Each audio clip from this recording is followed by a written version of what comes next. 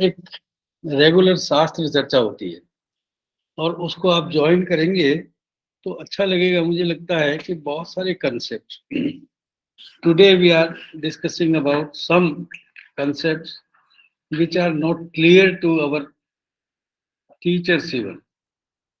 Students की तो बात छोड़ दीजिए। और हमारा सिस्टम क्या है कि जब हम किसी कंसेप्ट को नहीं, तो जैसा कि कल द्विवेदी जी बता रहे थे कि हम मॉडर्न से उसको कंपनसेट करते हैं या अंडरस्टैंड करने की कोशिश करते हैं। और बहुत सारा जब हम मॉडर्न से एक्सप्लेन नहीं कर पाते हैं तो आयुर्वेद में आ जाती है।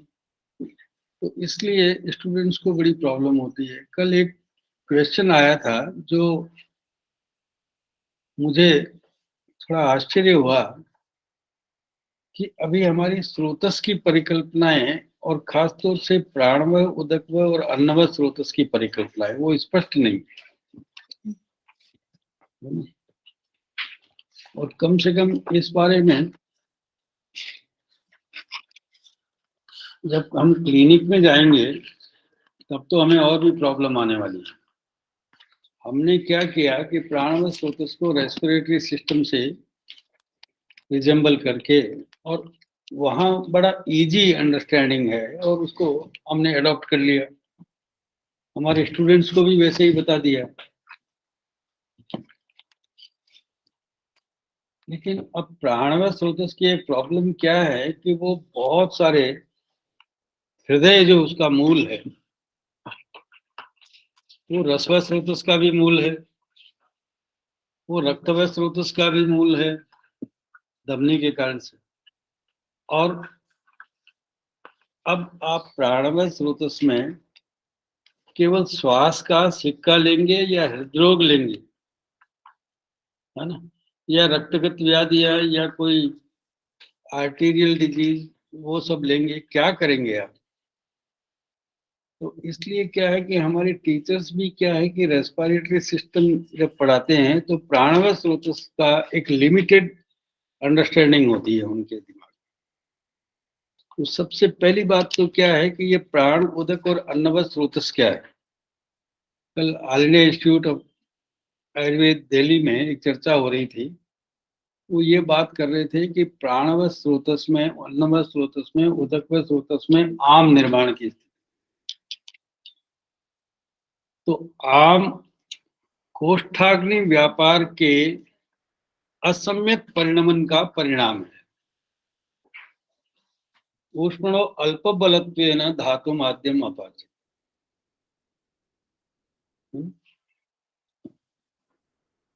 तो प्रॉब्लम ये है कि प्राण, उदक और अन्नव स्रोतस ये कोष्ठाग्नि व्यापार से पहले की क्रियाएं, ये एक नेचर का इनटेक करते हैं। जो सोम, सूर्य और अनिल है, जो नेचर की एनर्जीज हैं, वो बहुत ग्रेटर सोर्स ऑफ एनर्जीज है। उनको इस छोटे से शरीर के लिए हम डाइल्यूट करते हैं, उसको शरीर के अनुकूल बनाते हैं, उसका एडेप्टेशन करते हैं और उसके बाद में वात पित्त कफ में उसको कन्वर्ट करते हैं। तो ये बात आचार्यों ने बहुत शुरू में लिख दी कि वात पित्त कफा देह, है ना, धारयन्ति जगत देहम वात पित्त कफास्त्रय, है ना, सोम सूर्यानिलस्तथा।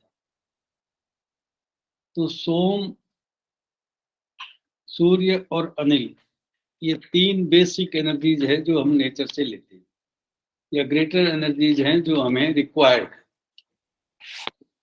अब उनको कैसे लेते हैं कि हम प्राणव स्रोत से सीधा सीधा जो लोकवात है उसको लेते हैं। लेकिन लोकवात के कर्म भिन्न है और शरीरवात के कर्म जो है, जो बायोलॉजिकल फिजियोलॉजीज है, they are totally different with the cosmic physiology. और वात कला कली अध्याय में दोनों वात के बारे में, जो लोकवात है और शरीरवात है, उन दोनों का बहुत विस्तार से उन्होंने शरीरवात की 16 कलाएं बताई। वायुस्तंत्र यंत्रधर, प्राणोदान समानवान अपानात्मा, सर्वेंद्रियार्थानाम अभिवोढ़ा इंद्रियाणाम उद्योजक इत्यादि, और अंत में जाकर के आयुषो निवृत्तिर भवति अकुपितो वायु, प्रत्ययभूतो भवति अकुपित वायु। तीन कलाएं जो है वो वायु की शरीरवात की बताई।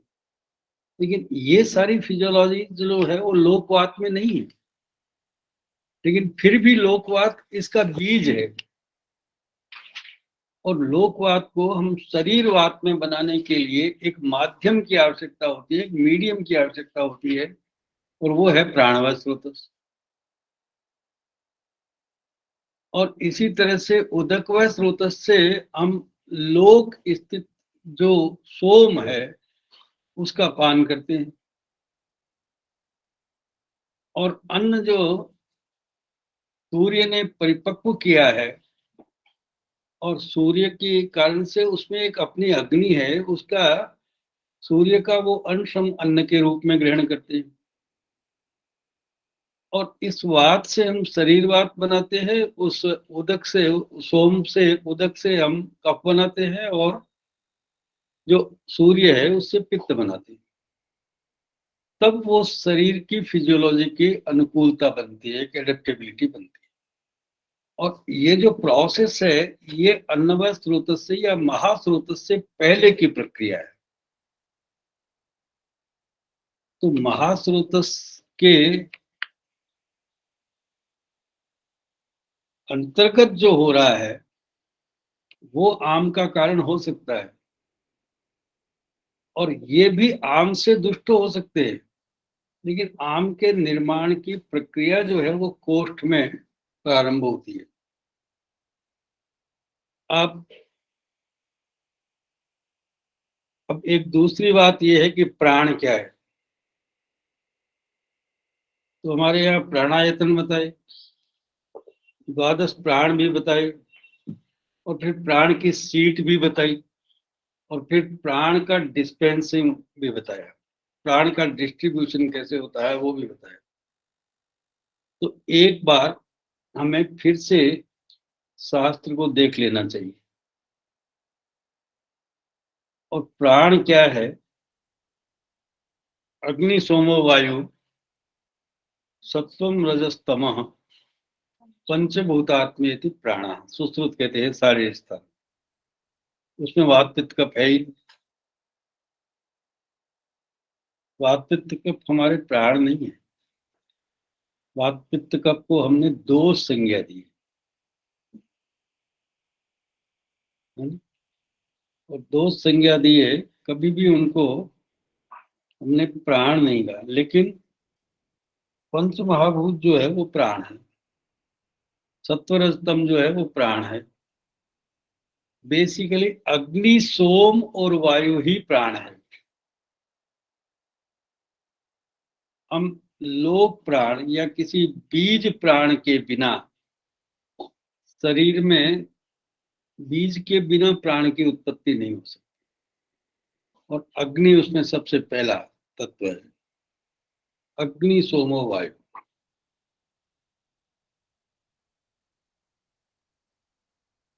तो ये जो अग्नि तत्व है इसके बारे में हमारी कल्पनाएं बिल्कुल बहुत स्पष्ट है कि ये शरीर अग्न्याधारित है, ये चिकित्सा अग्न्याधारित है।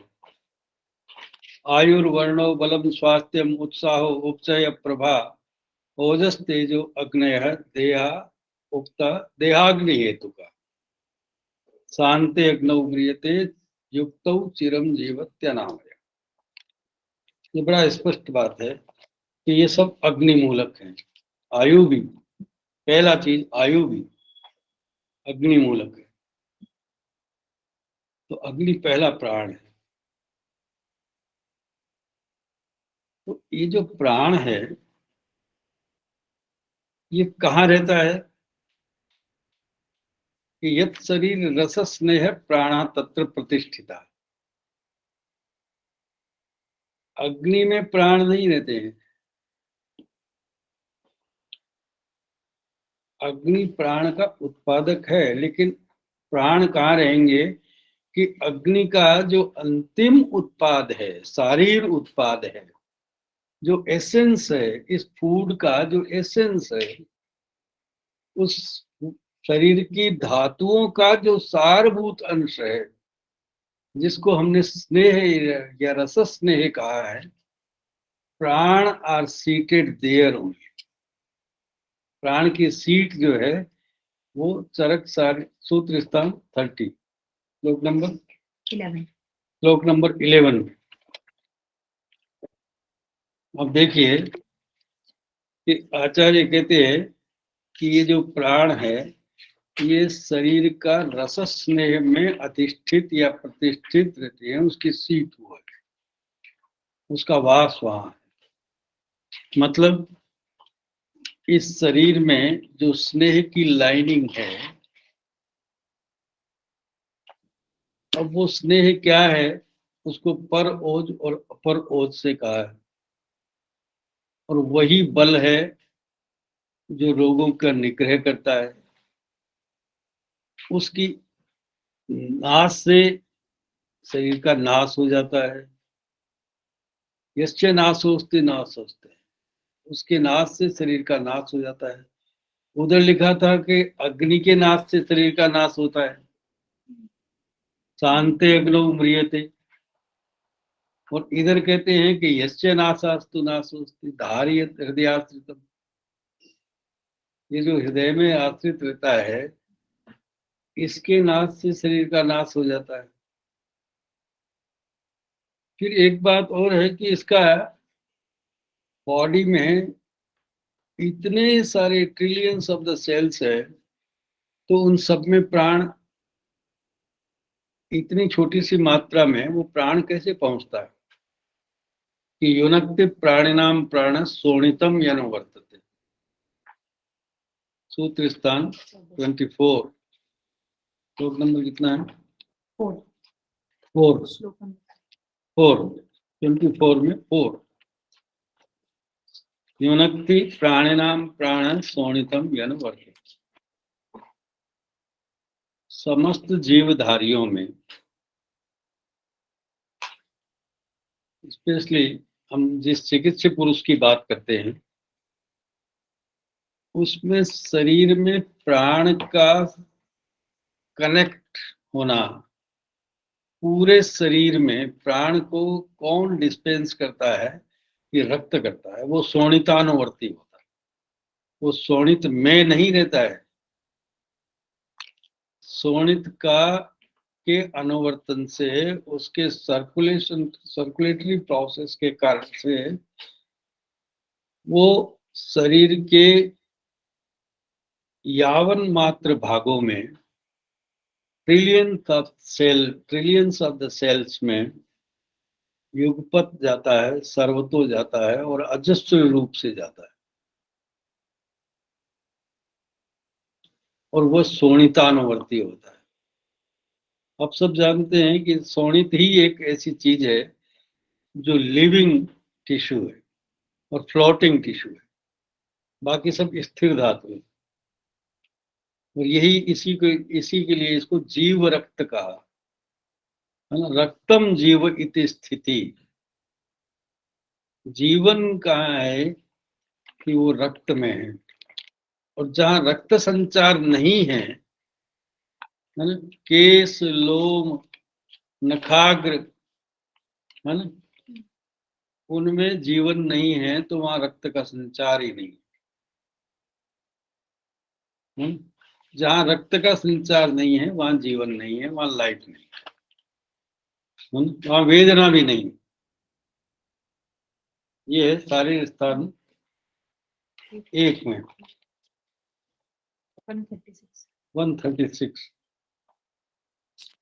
क्या लिखा है? वेदना नाम अधिष्ठानम मनोदेहश्च स इंद्रिय केश लोम नखाग्र नखाग्रान मल द्रव मल द्रव गुणैर बिना। वहां पर केश लोम नखाग्र इत्यादि और मल शरीर के हैं, वहां पर जीवन नहीं है, क्योंकि वहां पर वेदना भी नहीं है और वहां पर रक्त का संचार भी नहीं है। और जहाँ रक्त का संचार है वहां वेदना भी है, क्योंकि रुधिरम रुजाम धार्यते इति रुधिरम। रुजा का आधार जो है वो रुधिर है। गुल्म की चिकित्सा में एक बात लिखी है, रक्तम ही व्यम्लताम याति तच्च नास्ति न चास्ति रुक। अगर ब्लड हेमेटोलॉजी, सीरोलॉजी उसकी बिल्कुल सम्यक है, सूल की संभावना नहीं। तच्च नास्ति न चास्ति रुक। अगर वो नहीं है, ब्लड केमिस्ट्री ठीक है, तो सूल नहीं। और सुश्रुत कहते हैं कि प्रसर का जो माध्यम है वो रक्त है। सुश्रुत तो इतना तक कहते हैं कि शोणितादपि वा नित्यम देहे एते सुधारित, उसको चतुर्थ दोष मान लिया जाए। लेकिन नहीं माना, सुश्रुत में नहीं माना। लेकिन सुश्रुत प्रसर की अवस्था में उसको चतुर्थ दोष मान। जो प्रसर का मीडियम है, जब दोष प्रकोपित और प्रसरित होते हैं तो वे वहां पर 7 जो वेरिएंट्स हैं, एक दोषज और द्विदोषज और संश्लिष्ट 7 वेरिएंट्स होते हैं, उसकी जगह 15 वेरिएंट्स बताते हैं, 50 रक्त को मिला करके। और वो स्पष्ट करते हैं कि ये रक्त ही है जो प्रकोपित दोषों को प्रसिद्ध करने का माध्यम है। और इसीलिए शायद लेबोरेटरी के बहुत सारे पैरामीटर्स, बहुत सारे पैथोलॉजिकल पैरामीटर्स का बेस जो है वो रक्त ही है।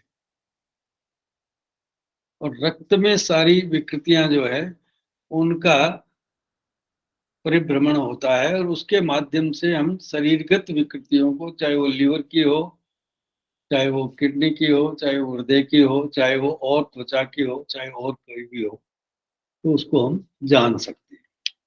क्यों? कि रक्त उस प्रसर का माध्यम है, प्रोलिफरेशन का मीडियम जो है वो ब्लड है। तो ये जो प्राण है वो भी, और वो जो अप्राण है, जो पैथोलॉजी है, उन सब का सर्कुलेशन रक्त में होता है, लाइफ का भी और जहां लाइफलेसनेस है वो भी, उसका माध्यम रक्त है। ये चीजें बड़ी स्पष्ट है। अब उसमें यहाँ पर स्पष्ट होना चाहिए कि वो उसका रेस्पिरेटरी सिस्टम से क्या कनेक्शन है। जो रेस्पिरेटरी सिस्टम है, जिसको हम प्राण कहते हैं, वो सबसे पहले जो प्राण का आदान करता है और 1 मिनट में 15-20 बार करता है, उसका क्या कारणत्व है इसमें।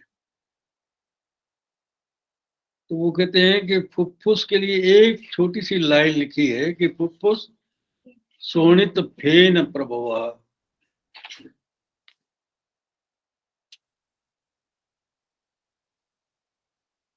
ये जो रक्त है, इसमें वायु, जो लोक वायु है, जो कॉस्मिक एंट्री होती है, उसका शारीरिकरण एक एक प्रोसेस है। आहार का शारीरिकरण एक दूसरा प्रोसेस है, और उदक का शारीरिकरण एक तीसरा प्रोसेस है। और इन तीनों में अपनी अग्नियां हैं। इन तीनों का शारीरिकरण के लिए बॉडी का एक इंस्ट्रूमेंटेशन और बॉडी में अलग अलग डिवाइसेस हैं। तो लंग्स जो है वो, जिसको हम प्राणमय स्रोतस कहते हैं, वो हृदय प्रदेश है। और उसमें जो पल्मोनरी आर्टरी और पल्मोनरी वेन से जो शुद्ध रक्त का शुद्धिकरण होता है, एक्सपायरेशन और इंस्पायरेशन होता है, तो वो एक बड़ा भारी प्रोसेस है कि गैस वहां द्रव के साथ में होता है। जो वायु है वो द्रव में मिल रहा है, और द्रव भी रक्त, इसलिए वहां फेनोत्पत्ति होनी पड़ेगी। फेन के बिना वायु जो है वो रक्त के साथ में मिश्रित नहीं हो सकता। हम बच्चों का एक खेल खेला होगा आप सब लोगों ने, एक कोई डिटर्जेंट या कोई सोप का लिक्विड होता है, उसको गुब्बारे बनाते हैं बच्चे हवा भर कर, है ना? सबने ही खेला होगा आप लोगों ने, नहीं तो आपके बच्चों ने खेला होगा। तो वहां क्या है कि वो जो द्रव है वो एयर बन गया और वो फ्लोट कर रहा है और वो इतना एंट्रीएबल है कि वो सब जगह एंटर कर सकता है ना? और जब तक उसका वो वायु जो है जब तक रहता है तब तक वो फ्लोट करता है। जब वो वायु का नाश होता है वो फ्लोट नहीं करता, वो उड़ता है। तो ये जो प्रोसेस है इसको बड़ा सिंपल समझने की बात है कि उसकी विस्कोसिटी कैसी है। अगर उस डिटर्जेंट की या उस सोप लिक्विड लिक्विड सोप की कंसिस्टेंसी डिफरेंट हुई तो वो गुब्बारा नहीं बनेगा, वो बैलून नहीं बनेगा, वो उसमें वायु को एब्जॉर्ब नहीं कर पाएगा। सिंपल। तो जो शोणित फेन प्रभाव है हमारे यहाँ अवयवों के बारे में इतना एनाटॉमिकल डिस्क्रिप्शन नहीं मिलता है और उसकी हमें आवश्यकता भी नहीं, क्योंकि इतनी सी फिजियोलॉजी पर्याप्त है कि वहां फेन भूत होता है या नहीं होता है। बाकी हम हर एक लोब की एनाटॉमी फिजियोलॉजी लिखने लगेंगे तो हम इस जीवन विज्ञान तक कब तक पहुंचेंगे, इसको कब तक कवर करेंगे। इसलिए ग्रेज एनाटॉमी जो पढ़ने वाले हैं वो ग्रेज पढ़े, लेकिन हमें तो आयुर्वेद पढ़ना है और आयुर्वेद पढ़ना है तो हमारे लिए इतना सा ज्ञान पर्याप्त है कि वहां फेन भूत होता है या नहीं होता है। और दूसरा फेन भूत होता है कफस्थान में, मधुराद्यात कफो भावात फेन भूतम उदीर्यते। और ये जो फेन है यही एक पिच्छिल धातु को, एक गुरु धातु को, एक मंद धातु को, एक स्थिर धातु को स्रोतस में एंट्रेबल बनाता है। उस फेन के माध्यम से वो गुरुता, पिच्छिलता, मंदता युक्त जो कफ है वो उस पूरे शरीर का पोषण करता है। कफ ही है एक शरीर में जो पोषण करने वाला तत्व है। वायु उसका विक्षेपण मात्र करता है और पित्त उसका सृजन करता है। उस आहार का उस पोषक रस में, अन्न रस में सृजन करता है पित्त। अपक्वम धारयति अन्नम पक्वम सृजति पाक। वो पक्व करता है, उसका सृजन करता है, उसको कॉन्स्टिट्यूट करता है, उसको बॉडीली फॉर्मेट में लाता है, उसको एक बायोलॉजिकल शेप देता है और उसको एक एडेप्टेबल एनर्जी में कन्वर्ट करता है। उस लोक एनर्जी को इस शरीर एनर्जी में कन्वर्ट करता है और वो अग्नि के साथ वो फेनभूत कप वायु के उचित विक्षेपण द्वारा पूरे शरीर में फैलता है। ये एक प्रक्रिया है अन्न की। दूसरी प्रक्रिया है कि वो रक्त के माध्यम से रक्त में मिलकर के वो प्राण, जो गैस था, जो वायु था, जो किसी भी तरह से वो रक्त में मिलकर के जा रहा है। और तीसरी प्रक्रिया ऐसी है कि उदक, क्योंकि इस शरीर में कोई भी चीज जो सर्कुलेट हो रही है उसको द्रवता चाहिए और अपेक्षित द्रवता चाहिए, रिक्वायर्ड कंसिस्टेंसी चाहिए। अगर वो कंसिस्टेंसी डिस्टर्ब होती है तो उसका एक कंपनसेटरी मैकेनिज्म है और वो है उदक वैस्रोतस। वो जहां जहां वो कंपनसेटरी मैकेनिज्म का फेल्योर है वहां वहां तृष्णा है और वहां वहां जो है वो अपमहाभूत की कमी है और वहां वहां स्थिरता है और वहां वहां श्रवण नहीं होता है, वहां परिणमन भी नहीं होता है, क्योंकि परिणमन के लिए भी आवश्यक है तद द्रवई भिन्न संघात स्नेह न मृता। ये द्रव ही है जो उसको डिजोल्व करता है, उस प्रसाद को, उस आहार रस को डिजोल्व करता है और सर्कुलेट करता है और फिर भिन्न संघात करता है, उसका एटोमाइजेशन करता है। और एटोमाइजेशन क्यों करता है कि उसको तो बहुत छोटे छोटे एटॉमिक सेल्स के अंदर एंटर होना है और सेल्स के इवन पार्ट्स में एंटर होना है, जिसका कोई आकार ही नहीं है, जिसमें कोई वॉल्यूम ही नहीं है, उसमें भी एंटर होना है। तो उसके लिए वो भिन्न संघात, वो जो द्रव है जिसमें पोषक तत्व है, वो पोषक तत्व इतना एटॉमिक, इतना लघु, इतना सूक्ष्म होना चाहिए कि वो अव्यक्त हो जाए, इनडिविजिबल हो जाए, क्वांटम हो जाए, तब वो एनर्जी है। अदरवाइज तो वो द्रव्य है, मैटर एनर्जी नहीं है। मैटर का एटॉमिक कन्वर्जन से, विखंडन से, डिफ्यूजन से, उसके ब्रेकिंग से एनर्जी उत्पन्न होती है। और वो जितना माइन्यूट डिवीजन होगा, जितना माइन्यूट फ्रैक्शन में कन्वर्ट होगा, जितना डिफ्यूजन होगा, जितना ब्रेक होगा, उतनी उतनी एनर्जी बनेगी। तो एनर्जी बनने का प्रोसेस यही है शरीर में। अब मैं समझता हूं कि प्राणव स्रोतस में एक प्राण वो है, दूसरा प्राण उदक है और तीसरा प्राण जो है वो आहार रस से प्राप्त प्राण है। लेकिन आहार रस से प्राप्त प्राण को अभी धातु सार के अंतिम अवस्था में पहुंचना है और रस स्नेह साराणाम सारा बनना है, तब जाकर के वो प्राण है। और वह प्राण जो है उस स्नेह में प्रतिष्ठित रहता है और ब्लड के द्वारा सर्कुलेट होता है और डिस्ट्रीब्यूट होता है हर एक सेल में उचित विक्षेपण के द्वारा। ये एक बड़ी सिंपल सी फिजियोलॉजी जो है, लेकिन प्रॉब्लम ये है कि ये कई चैप्टर्स में बिखरा पड़ा है ये नॉलेज। और हमारी आदत है कि हम एक कंसोलिडेट करके कोई दे दे तो उसको खा लेते हैं, इसको कोई कुक करके दे दे तो हम रिसीव कर लेते हैं। और कुक करने का काम टीचर्स का है। तो ये कुक्ड नॉलेज नहीं है, इसको क्या है कि रेसिपीज देते हैं हम तो, और रेसिपीज के बाद में सब अपने अपने माध्यम से उसको लेते हैं और उसको अपने अपने शरीर के अनुकूल उसका संस्कार करते हैं और उसको अपने अपने शरीर के बुद्धि के अनुसार उसका ग्रहण करते हैं।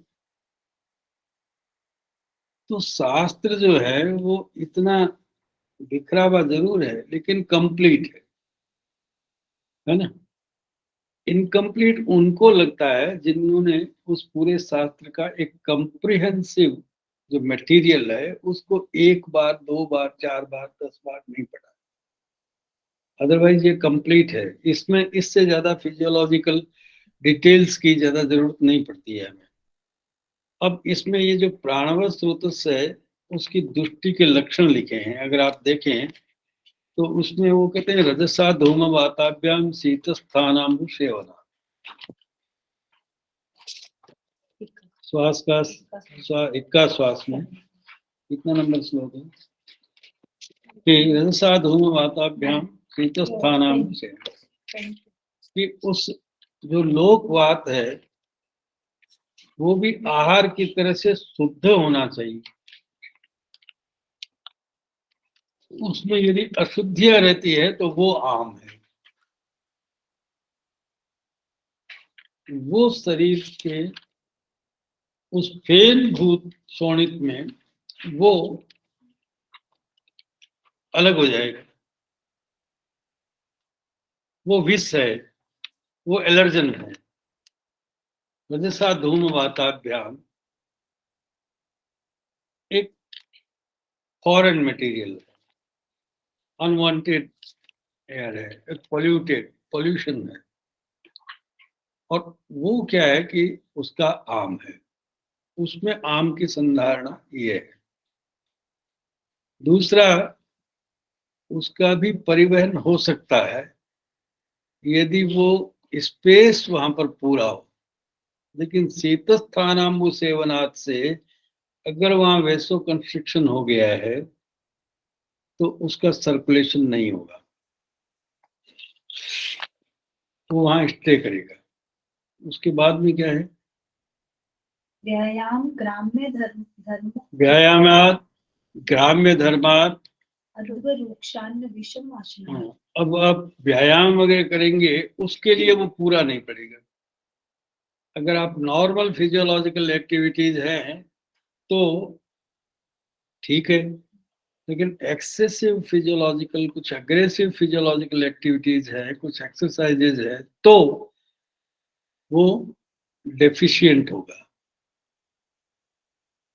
अध्व ग्राम्य धर्म, अध्वगमन और रूक्ष अन्न का सेवन और बहुत सारे कारण, लेकिन इसके बाद में कुछ और कारण बताए हैं। वो क्या है? आम प्रदोषाद आम प्रदोषात अनाहार रोक्षाद अति अपतर्पणा। अत्यपतर्पणा।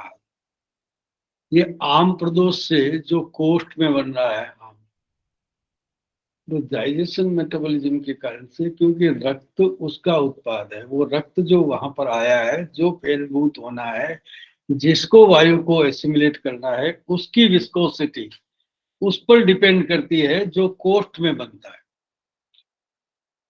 तो कोष्ठ में बनने वाले आम से यदि ये रक्त प्रदुष्ट है, जो विविधाशित तृतीय अध्याय में लिखा है, रक्त प्रदोष रोग हैं, तो ये इसमें जो एसिमिलेशन डिसोल्यूशन ऑफ गैसेज है वो प्रॉपर नहीं होगा। मैंने बताया ना कि वो सोप जो डिटर्जेंट है, वो फ्लूइड है, वो लिक्विड सोप है, उसकी विस्कोसिटी पर डिपेंड करता है कि वो बलून कैसा बनेगा, बनेगा या नहीं बनेगा, फेन बनेगा या नहीं बनेगा। तो इसलिए वो आम प्रदोषात अनाहात, है ना, रोक्षात अत्यपतर्पणात, है ना, ये आम, ये दुष्ट, ये डाइजेस्टिव डिसऑर्डर, इसके कारण से भी उसमें प्रभाव पड़ेगा। इसीलिए विक्का श्वासात्मक हेतु पित्त स्थान समुद्भव, ये इक्का श्वास जो है कफवातात्मक एतौ पित्त स्थान समुद्भव। कफवातात्मक तो है, लेकिन पित्त स्थान से लिंक्ड है, क्योंकि पित्त स्थान इसकी विस्कोसिटी को, इसके क्वालिटी को, है ना, इसकी प्योरिटी को वो बनाने वाला है। इसका पक्व का सृजन हुआ है या अल्प सृजन हुआ है, या त्वाममेव विमुंचति दुर्बला अग्निबला दुष्टा त्वाममेव विमुंचति, या आम का ही मुंचन हो गया। अगर रस धातु ही उपयुक्त नहीं है तो उसका उत्पाद जो रक्त धातु है वो अच्छा नहीं बनेगा। इसलिए पांडुरोगा पहला, अब निदानार्थ कर रोग आते हैं इसी में। पांडुरोगात विषाद चैव। देखिए, अब ये जो श्वास रोग है, इसमें हम पांडु रोग के कारण से श्वास रोग में होता है, तो रेस्पिरेटरी सिस्टम का तो वो मटेरियल नहीं है, वो तो रेस्पिरेटरी सिस्टम पढ़ाने वाला जो टीचर है वो पांडु रोग पढ़ाता ही नहीं, और पांडु रोग से श्वास होता है, ये सब जानते हैं। और पांडु रोग से श्वास क्यों होता है? कि वो ब्लड ही क्वालिटेटिवली पुअर है। और वो क्यों है पांडु रोग? रस रक्त पोषक सार भाग अनुत्पादाच पांडु संजायते। उस रस के जो रक्त पोषक भाग है, जो सार भाग है, उसका उत्पादन नहीं होने से पांडु होता है। इसलिए पांडु रोग रसज रोग है, क्योंकि वो रस का उत्पाद है रक्त। और वो रस का उत्पाद क्यों है? क्योंकि उस रस का एक उत्पाद ये है कि वो स्थायी रस धातु का निर्माण करे, एक उत्पाद ये है कि वो रस धातुओं के मलों का निर्माण करे, एक उत्पाद ये है कि वो रस के सार भाग का निर्माण करे, और एक उत्पाद ये है कि वो अग्रिम धात्वग्नि के लिए एक बेसिक नेक्स्ट मटेरियल जनरेट करे। अगर वो रसात रक्तम, उसको रक्त कहा ही इसीलिए है कि रसात प्राप्तम आक्तम इति रक्तम। जो रस से प्राप्त हुआ है, रस से निश्यूत हुआ है, रस से प्रोड्यूस हुआ है, वो उसको रक्त कहते हैं। तो इसलिए रस ही नहीं बना तो रक्त कैसे बनेगा? और ये रस क्यों नहीं बना कि वो आम प्रदोषात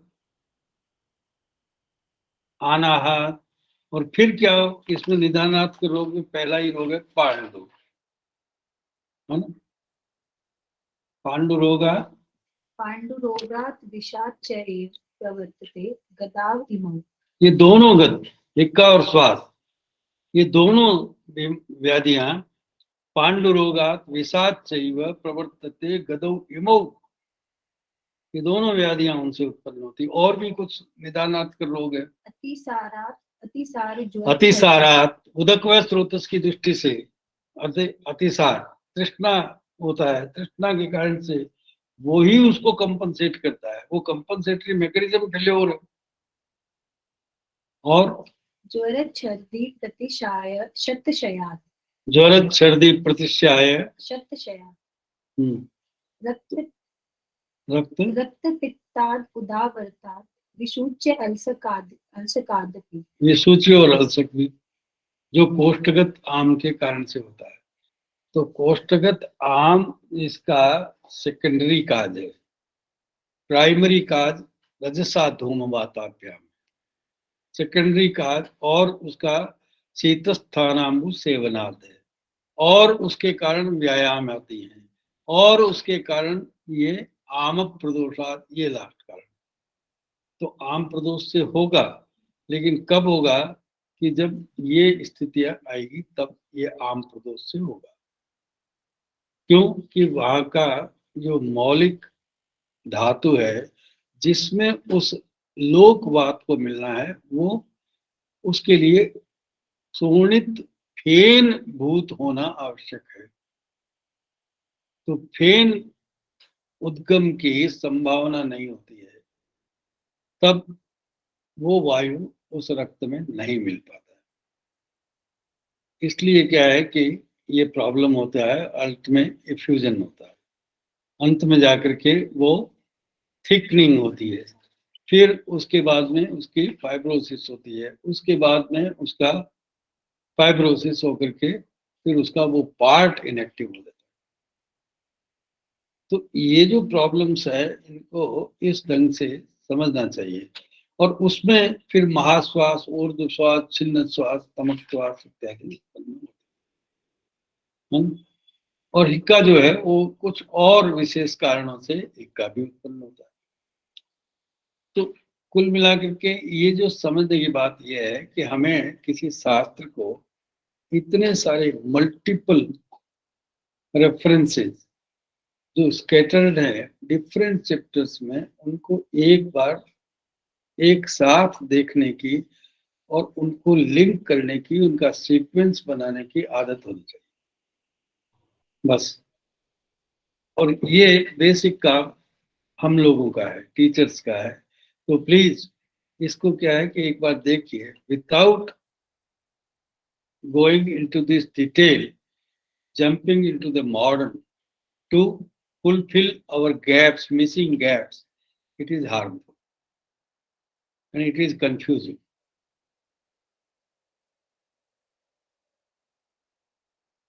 Okay. अब दूसरी बात यह है कि ये जो प्राण है ये अग्नि सोमो वायु हो, तो ये बात हुई। सत्वम रजस्तमा क्या है? यही बात कहने के लिए मैंने कहा था कि यत् शरीर रस स्नेह प्राण तत्व प्रतिष्ठिता उसको सारी स्थान में उसी को सत्व कहा है।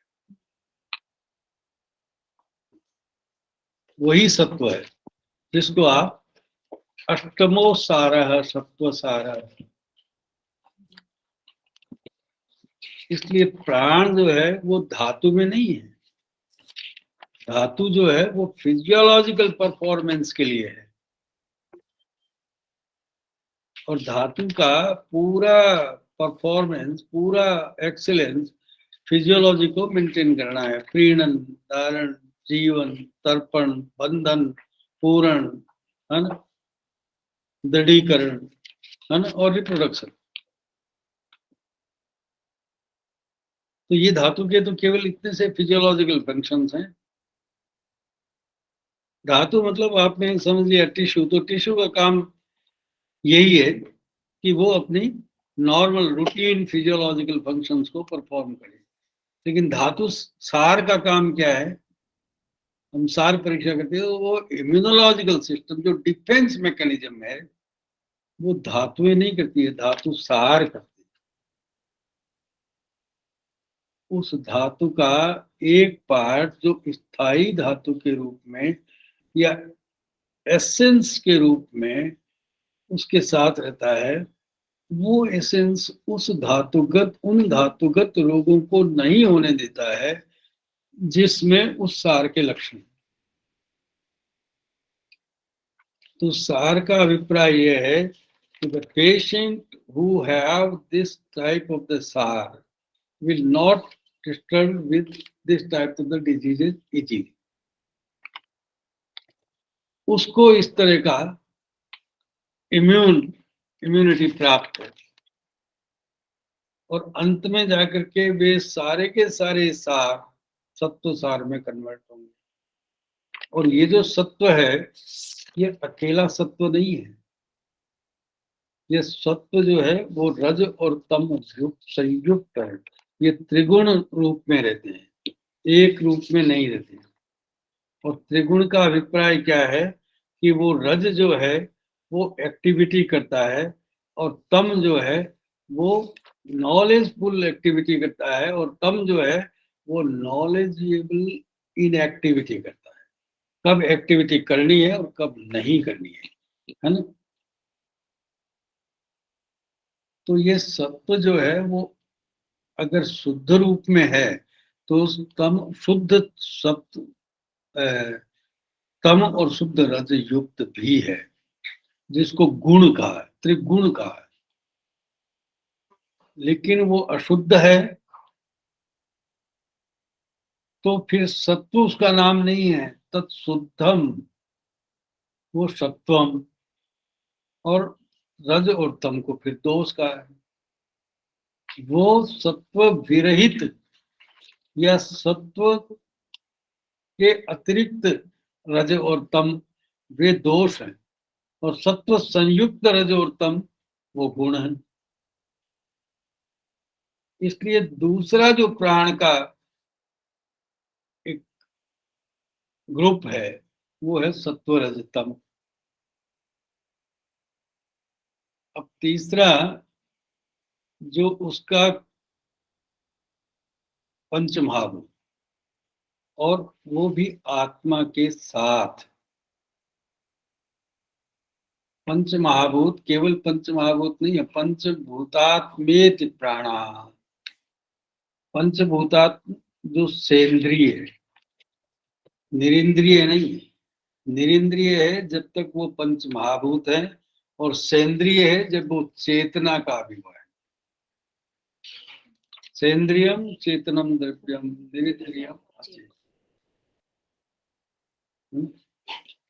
तो इसलिए वो आत्म संयुक्त पंच महाभूत ही शरीरी है।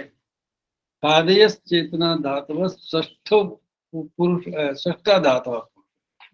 एक धातु भी है पुरुष, तो चेतना धातु अप्येक स्मृत पुरुष संज्ञक है। लेकिन वो पुरुष जो है उसमें जीवन और मृत्यु के, रोग के और स्वास्थ्य के लक्षण ही नहीं है। इसलिए क्या है कि हमारी चिकित्सा का विषय नहीं है। तो चिकित्सा का विषय बनाने के लिए पंचमहाभूत शरीरी समवाय या खादेश चेतना षष्ठाधात्व पुरुष कहना पड़ा, जिसमें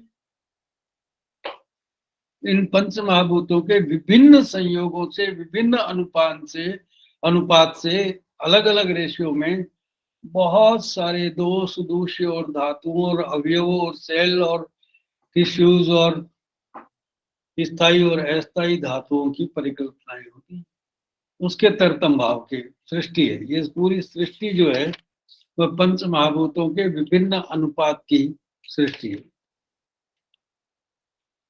तो इसलिए प्राण कहाँ नहीं है, प्राण जिसे कहा है वो इस शरीर के उस प्रत्येक तत्व में है, और कोई ऐसा तत्व है ही नहीं जिसमें पंच महाभूत और शरीर ही नहीं, आत्मा नहीं। तो इसलिए प्राण शरीर के हर क्षेत्र में है, केवल केस लोम नखाग्रे द्रव मल गुणैर बिना, वहां नहीं, बाकी सब जगह है।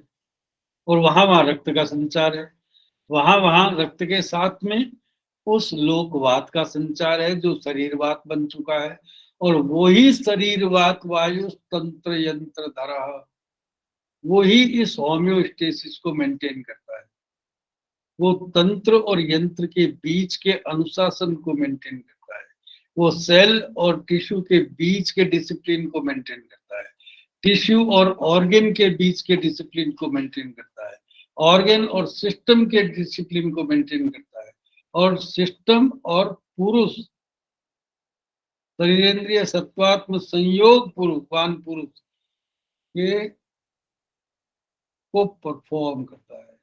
उसका परफॉर्मेंस का अल्टीमेट रिजल्ट क्या है? आयु। तो इसलिए वायु की अंतिम कला है कि आयुषो निवृत्ति भवति प्रत्यय भूतो भवति अकुपित वायु।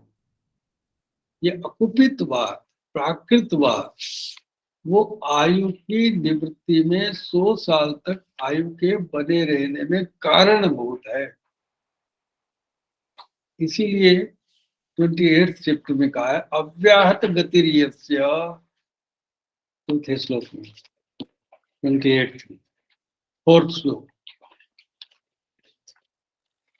अव्याहत गतिर्यस्य स्थानस्थौ प्रकृतौ स्थितः वायुष्यात् सो अधिकम जीवेत भीत रोग समासतम। अगर ये वायु अनइंटरप्टेडली प्राकृत रूप से स्थानस्थ होकर के शरीर में विचरण करता है तो 100 से अधिक साल तक भी बिना किसी रोग के जीवित रह सकता है। वीत रोग समासतम वायुस्यात् सो अधिकम। अब प्रॉब्लम क्या है कि उसमें इंटरप्टिव हिंडरेंसेस बहुत सारे आम भी है, वायु की क्वालिटी भी है, उदक की क्वालिटी भी है, और अन्न की क्वालिटी, क्योंकि बेसिक एनर्जी सोर्स यही है। और ये जो शरीर में प्राण बनने की प्रक्रिया अग्नि सोमो वायु से, ये तीन पहली बेसिक जो लोक एनर्जी है वही अगर पोल्यूटेड है, या उनको रिसीव करने वाले जो बॉडीली डिवाइसेस है वो इनएफिशिएंट हैं, तो वायु रक्त में नहीं मिलता है, अन्न का पचन नहीं होता है, और उदक से भिन्न संघात नहीं होता है, तो ये इंटरप्ट होगा, और इंटरप्ट होगा तो फिर रोग होंगे। तो ये बड़ी सुंदर सी फिजियोलॉजी, और बहुत मुझे लगता है सफिशिएंट भी है, पर्याप्त, मोर देन सफिशिएंट, ये आचार्यों ने बताई। लेकिन इतने सारे अध्यायों में, सुश्रुत में, कहीं कहीं चरक में, कहीं वाग्भट में, तो ये तो दायित्व हमारा है कि इससे सबको कंसीव करें और इसका जो कंसोलिडेटेड मैटर है, जो सीक्वेंशियल लिटरेचर है, वो अवेलेबल करवाएं।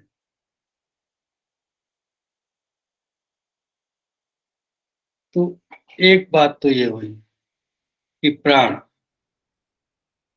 मुझे लगता है प्राण की बात पूरी हो गई है। अब दूसरी बात यह है कि उदक व स्रोतस।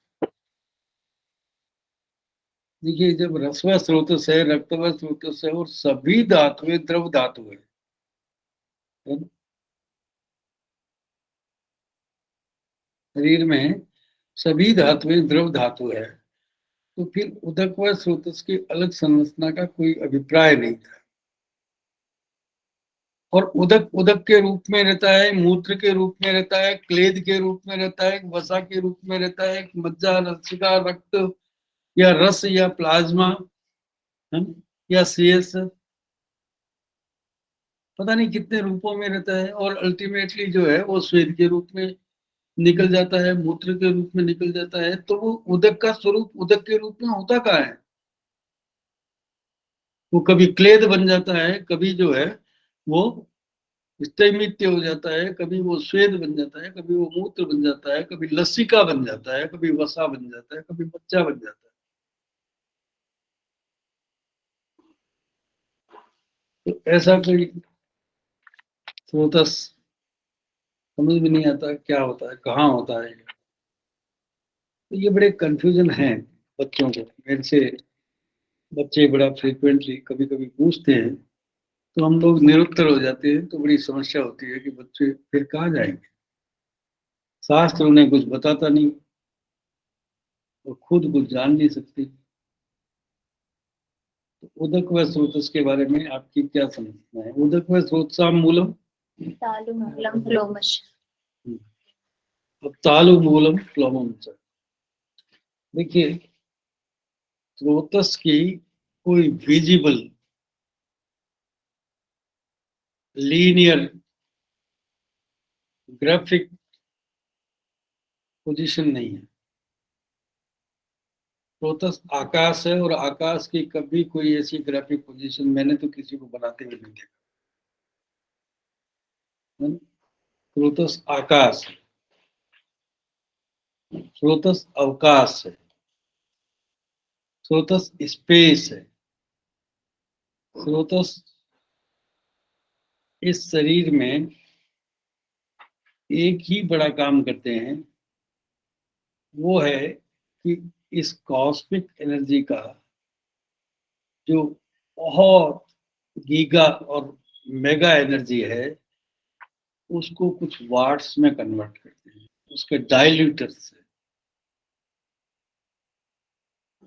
ट्रांसफॉर्मर से, जो बीच में एक्सेसिव एनर्जी को एब्जॉर्ब करते हैं और उस सेल के लिए जो एसेंशियल एनर्जी रिक्वायर्ड है, जितना माइन्यूट लेवल रिक्वायर्ड है, उसको सप्लाई करते हैं। ये तो पावर हाउस है। जो नेचर है वो पावर हाउस है। उस पावर हाउस में सब पावर हाउस कोस्ट है कि जो उस नेचर की पावर को कोस्ट जब लेता है, तो वो उस अन्न को कुछ 10%, 20% रस में कन्वर्ट करता है, बाकी मल में कन्वर्ट कर देता है। तो वो एनर्जी का डायल्यूशन करता है। और डायल्यूशन करने की प्रक्रिया इतनी विशाल है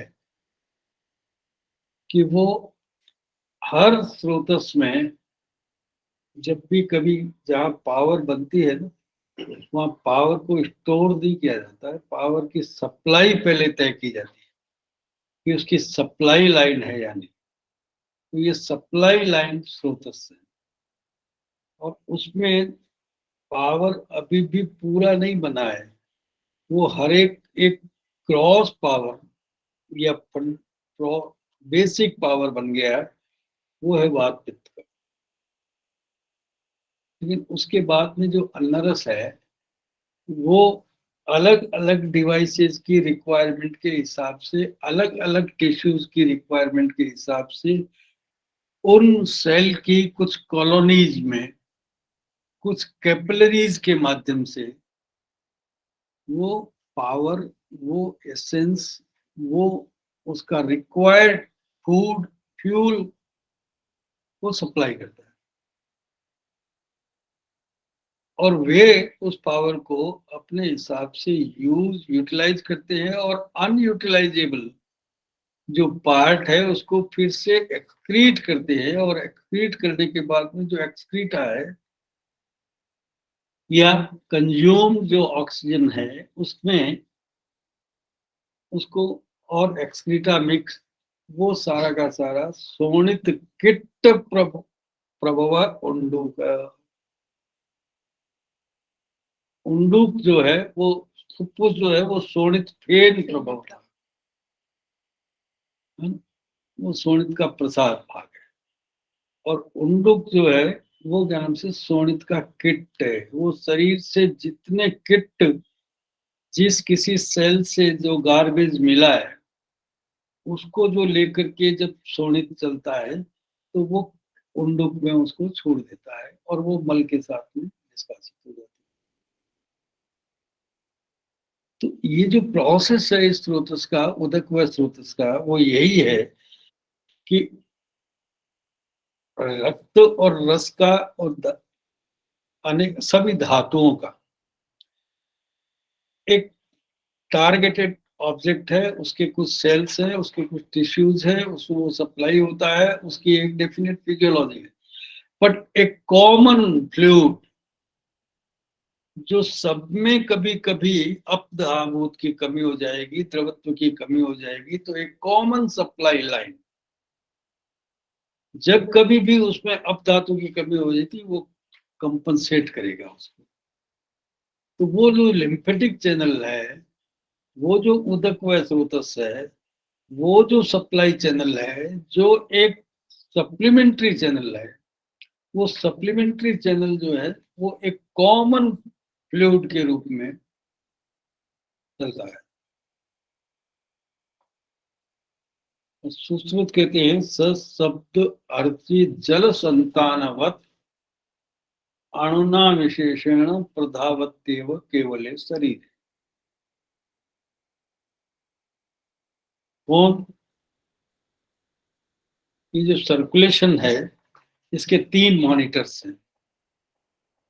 एक फ्लूइड मॉनिटरिंग सिस्टम है, उसकी फ्लूइड की कंसिस्टेंसी, उसकी विस्कोसिटी, उसकी एनर्जी लेवल, उसकी फूड वैल्यूज, ये प्रॉपर रहनी चाहिए, उसकी न्यूट्रिशनल वैल्यूज प्रॉपर रहनी चाहिए। ये तो है फ्लूइड में मॉनिटरी सिस्टम। दूसरा, परिणाम आपद्यमान धातु नाम, उसमें परिणमन की, ये तो ट्रांसपोर्टेशन की बात है, अब ट्रांसफॉर्मेशन भी होना चाहिए। तो उसमें दूसरा है कि उसका अर्ची संतान, कि उसका सतत परिणाम आपद्यमान रहना चाहिए, जब तक वो अंतिम से अंतिम धातु सार तक नहीं पहुंचे तब तक वो सतत परिणाम आपद्यमान रहना चाहिए। कॉन्स्टेंटली उसको ट्रांसफॉर्मिंग स्टेट में रहना चाहिए। और वो जो ट्रांसफॉर्मेशन का जो कांस्टेंट प्रोसेस है उसको वो अर्ची संतान या एंजाइमेटिक रेगुलेशन, और उसके लिए वो अग्नि वहां पर रहनी चाहिए। वो जो अग्नि है, दूसरा उसका रेगुलेटर अग्नि है। और तीसरा, इस सर्कुलेटरी सिस्टम में वायु विक्षेपण वो सम्यक रूप से होना चाहिए, वो नर्व कंट्रोल या शब्द संतान। वो क्या है कि उसमें तीसरा जो मैकेनिज्म है वो वायु का विक्षेपण या force behind the circulation. Circulatory जो मैटर है वो कॉन्स्टेंटली कन्वर्ट हो रहा है, ट्रांसफॉर्म हो रहा है। तो उसके लिए रस के लिए एक फोर्स है, और रक्त के लिए फोर्स जो है वो बदल जाएगा। मांस और स्थिर धातु है, उसके लिए फोर्स बदल जाएगी। अस्थि तक आते आते बहुत दृढ़ता हो जाएगी। तो वो जो सर्कुलेटरी फोर्स है उसको कैसे रेगुलेट करना है, कितना प्रेशर करना है, किस ढंग से, किस रेट से, किस रिदम से उसको सर्कुलेट करना है, ये शब्द संतान का काम, ये नर्व कंट्रोल। तो बहुत अच्छे ढंग से बताते हैं। शब्द अर्थ जल संतानवत अणुना विशेषण प्रधावत्यव केवल शरीर, वह रस, वह अन्न रस इस शरीर में इन 3 मॉनिटरिंग सिस्टम से शरीर में सतत प्रवहमान है और अणु रूप में प्रवहमान, क्योंकि उसको हर एक सेल तक पहुंचना है, उसको एक्सेस करना है शरीर का हर पार्ट, युगपत, सर्वतो, जस्त्र। ठीक है। तो उदक का कार्य यह है कि इस मॉनिटरिंग सिस्टम को, फ्लूइड मैकेनिज्म को, क्योंकि सारा शरीर का जो जीवन योनि यत्न, vital function, they are based on this fluid mechanism, fluid monitoring system. अगर वो फ्लूइड मैकेनिज्म फेल्योर होता है तो उसके लिए एक और सप्लीमेंट्री, एक एक्स्ट्रा व्यवस्था है, वो है उदक व स्रोतस। उन धातु व स्रोतस के साथ में, क्योंकि धातु का बनना धातु अग्नि पर, फूड पर, बहुत सारी चीजों पर, कम से कम उसको उदक, उसको फ्लूइड, उसको लसिका, उसको वसा, उसको मज्जा, उसको क्लेद, उसको आर्द्रता, उसको ह्यूमिडिटी, ये मिले। और हम बहुत दिनों तक पेशेंट को जीएनएस डीएनएस पर रखते हैं, केवल उदक व स्रोतस की मेंटेनेंस से लाइफ को मेंटेन करते हैं, फूड तो दे ही नहीं रहे उसको। तो उदक व स्रोतस की संरचना, उदक व स्रोतस की जो परिकल्पना आचार्यों ने एक सप्लीमेंट्री मैकेनिज्म के रूप में की, और वो बहुत जरूरी है, जो सुश्रुत कहते हैं वो आवश्यक है। अन्न व स्रोतस के बारे में बहुत कुछ बताने की आवश्यकता नहीं है, आप बहुत अच्छी तरह से जानते हैं। अब अन्नवय, और कब तक वो अन्नवय है, कब वो पुरीस्वय हो जाता है, कब वो रसवय हो जाता है, और कब वो अन्न, तो अन्न तो वो अन्न रहता ही नहीं है जब आपने बाहर ही उसका अन्न का, पता नहीं, आटा बना दिया, कभी मैदा बना दिया, कभी रोटी बना दी, कभी पिज्जा बना दिया, कभी ब्रेड, तो अन्न तो वही नहीं है। तो फिर शरीर में ये अन्न अन्न के रूप में कैसा आता है? और इसके लिए एक अन्नपान विषय अध्याय लिखा गया पूरा, उसके लिए हितकर और अहितकर अन्न लिखे गए, उसके लिए उस अन्न के ही बहुत सारे संस्कार और आहार विधि, विशेषताएं और असल संस्कार लिखे गए। तो अन्न के लिए तो बहुत डिटेल किया गया है, और अन्न के लिए ही इतना कहा गया है कि अन्नम अन्नो वै प्राणम, और अन्नम लोको विधावती, और अन्न से आनंद तक जाने की यात्रा करना। तो वो जो अन्न है वो कैसे अन्न रहता है, और ये अन्नपान विषय का अध्याय क्या है?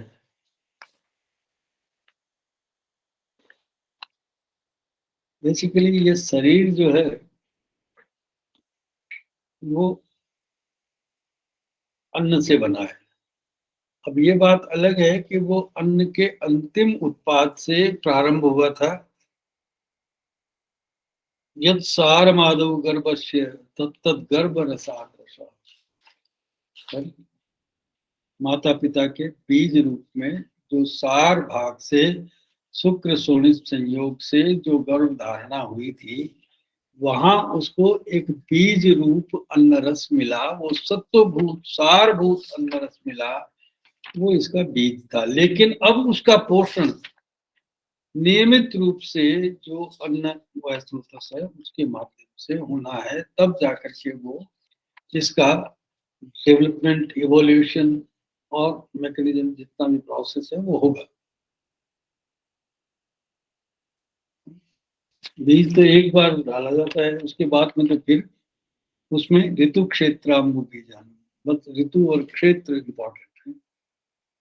तो वो अन्न आपको ऋतु देता है, वो अन्न आपको अग्नि देता है, वो अन्न आपको महाभूत देता है, वो अन्न आपको उस धातु का जो कंपोनेंट है, उस धातु का जो कॉन्स्टिट्यूएंट है, उस सेल का जो कॉन्स्टिट्यूएंट है, उस सेल का जो एनाटॉमिकल पार्ट है, उस भूत का जो एसेंशियल पार्ट जो बॉडी में रिक्वायर्ड है, वो सब उस अन्न से मिलता है। चाहे वो कार्बोहाइड्रेट, प्रोटीन और फैट्स और पता नहीं मिनरल्स ये कह दीजिए, चाहे वो पांच भौतिक आहार, षड रसात्मक आहार, विंशति गुणात्मक आहार, विविध वीर्यात्मक आहार, विविध विपाकात्मक आहार कह लीजिए, आहार हो गई। अब वो अपने रसगुण वीर्य विपाक से इस शरीर के शारीर तत्वों में रूपांतरित होता है। जैसे एक ड्रग की फिजियोलॉजी है, वैसे अन्न की फिजियो फार्माकोलॉजी, एक ड्रग की फार्माकोलॉजी है, वैसा ही अन्न की फार्माकोलॉजी।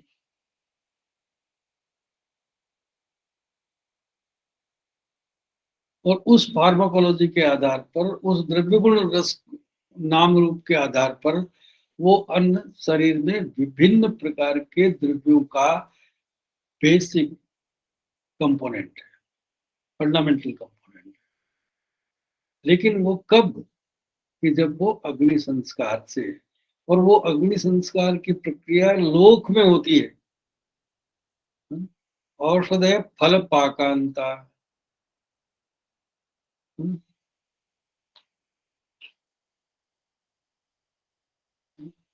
जो औषध, औषध और औषध, औषम ऊष्माम ददाती थी औषधम, अन्न इस शरीर को वो बीज रूप ऊष्मा देता है। वो अन्न जो है वो सूर्य है, वो अन्न जो है उस पित्त का सोर्स है। अन्न नहीं है तो पित्त भी नहीं है, अन्न नहीं है तो सूर्य भी नहीं है, और पित्त नहीं है तो अग्नि भी नहीं है, अग्नि नहीं है तो आयुर्वर्णो बलम शास्त्र उत्साह से प्रभाव भी नहीं।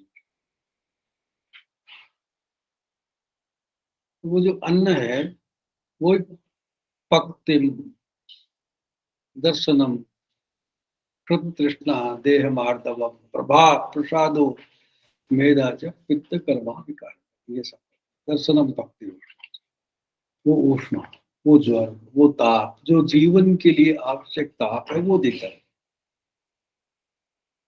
जीवन के लिए आवश्यक ऊष्मा, पाचन के लिए आवश्यक ऊष्मा, गमन के लिए आवश्यक ऊष्मा, क्रिया के लिए आवश्यक ऊष्मा, स्रोतो संवहन के लिए आवश्यक ऊष्मा, चर्वण के लिए, निगीरण के लिए आवश्यक ऊष्मा, और उसका मलों के विक्षेपण के लिए आवश्यक ऊष्मा। हर एक चीज में कैलोरी कंजप्शन है। वो जो कैलोरी है, वो जो ऊष्मा है, वो कौन देता है? वो अन्न देता है। क्यों? कि औषम ऊष्माम ददाती थी औषधम, औषध नहीं है ये, और अन्न जो है वो ऊष्मा को देने वाला है। इसलिए वो अन्न जो है वो प्रारंभिक चीज है। अब वो ऊष्मणो अल्प बलत्वेन, अगर उसमें ऊष्मा की न्यूनता है, डिफिशियंट है, तो धातुम आद्यम अपाचितम, पहला धातु, आद्य धातु वही अपाचित रहता है। जो प्रिपरेटरी धातु है, जो बेसिक धातु है, जो फंडामेंटल धातु है, वही अपाचित रहता है। तो फिर आगे के प्रोडक्ट जो है वो सब दुष्ट होती है।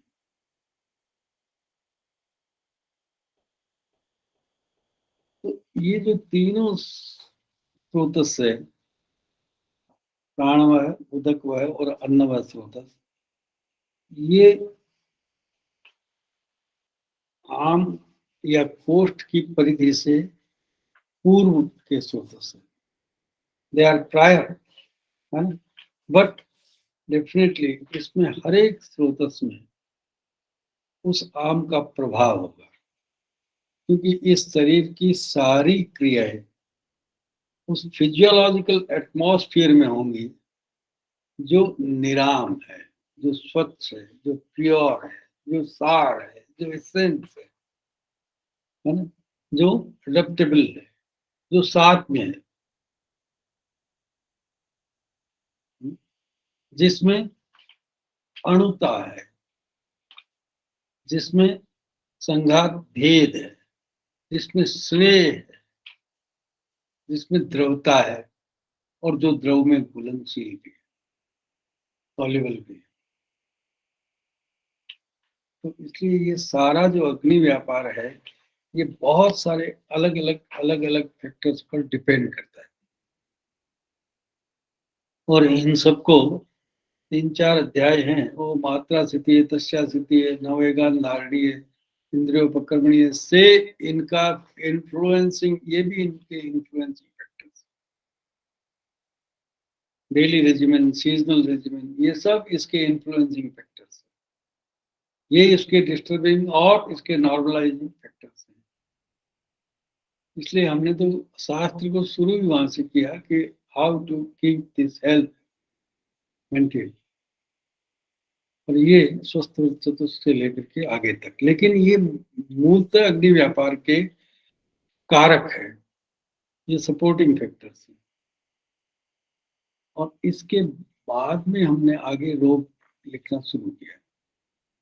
तो मैं समझता हूँ कि ये पहले प्रारंभिक कुछ स्रोतस पर बात हुई, लेकिन अन्य स्रोतस पर बहुत सारा डिटेल आप सब लोगों को मालूम है, इसलिए मुझे बहुत कुछ कहने की आवश्यकता नहीं है, और प्रारंभिक रूप से इतना पर्याप्त है।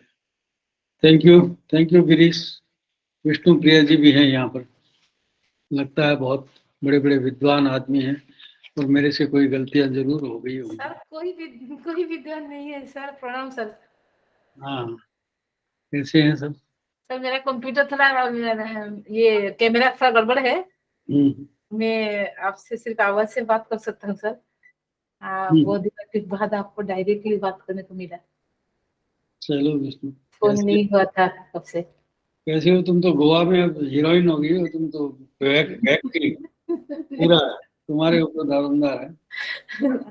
सर आप लोगों का आशीर्वाद और एंथुसियाज्म से सब एनर्जी आप लोगों से ही आता है सर। चलो चलो, बढ़िया है। जी सर।